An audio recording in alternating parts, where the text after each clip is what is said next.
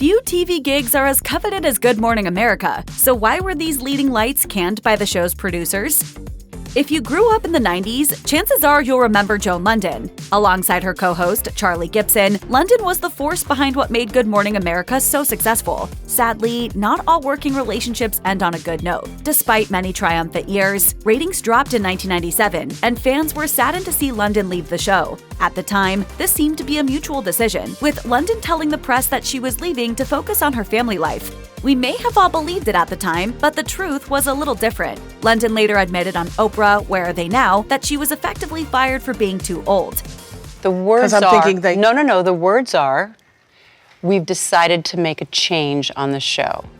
Lunden was 46 at the time she was let go, and she was quick to point out that Gibson had been wronged too. They replaced both of us. I don't know if people remember that. Yeah. With kind of, a 30-year-old version of each of us. And it didn't work.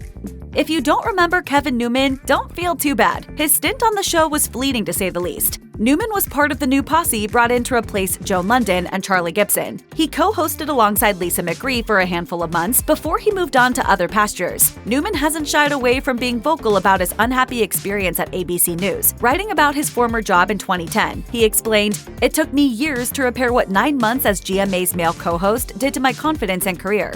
Newman went on to explain that he had been offered the position over the phone despite having little on-screen chemistry with his co-host. Against his better judgment, he took it, only to be told he was being replaced 9 months later. Newman continued, "When GMA celebrated its 35th anniversary last year, Lisa and I were nowhere to be found in its official history. We never happened."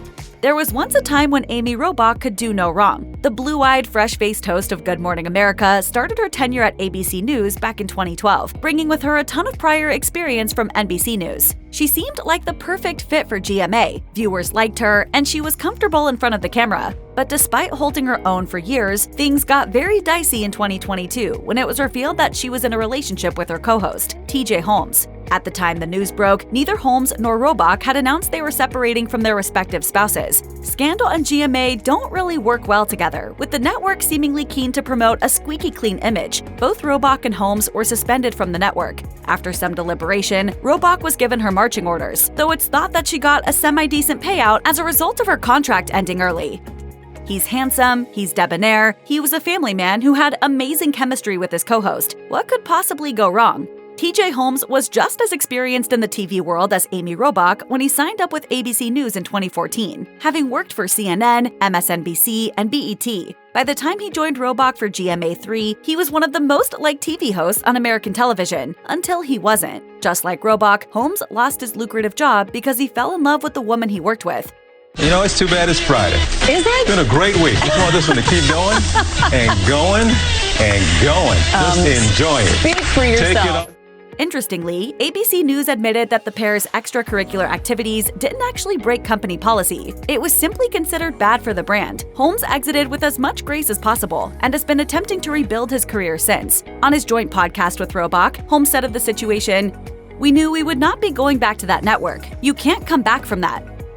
It's not unusual for viewers to see new faces appear on Good Morning America as the show stars move on to other opportunities. In 2014, Marciano was the new kid on the block as he took over for Ginger Z, the previous weekend meteorologist. Though Marciano certainly had on-air experience, it wasn't exactly a stress-free job for him. Reports suggest that he had clashed with Z constantly over the years, but that isn't all. In March 2022, Marciano was pulled from the show after an incident with a female colleague got him banned from the GMA studio. Though he wasn't fired at the time and reappeared on another ABC show soon after, he was canned from the network altogether in May 2024. The details around his departure remain slightly sketchy, though a source told Page 6 in 2023 he was found to have done something that was improper, but he was punished for it, and they still haven't let him return. Another source told the publication it was partly down to Marciano's anger issues that became more pronounced as he dealt with a divorce. They said, "He made people feel uncomfortable. There was a period where there were some issues. A number of alarming events." Daytime TV fans might know Joy Behar as a staple on The View, but that's not where she started. Just like anyone starting out in the business, Behar had to cut her teeth somewhere. In recent years, she has mentioned her relationship with ABC News, although she never made it to the screen. She worked as a receptionist at GMA during the 1980s. In a 2022 segment on The View, Behar told the story of her time at the morning show. I'd like to say that when I was fired from Good Morning America years ago, I was the worst receptionist they've ever had.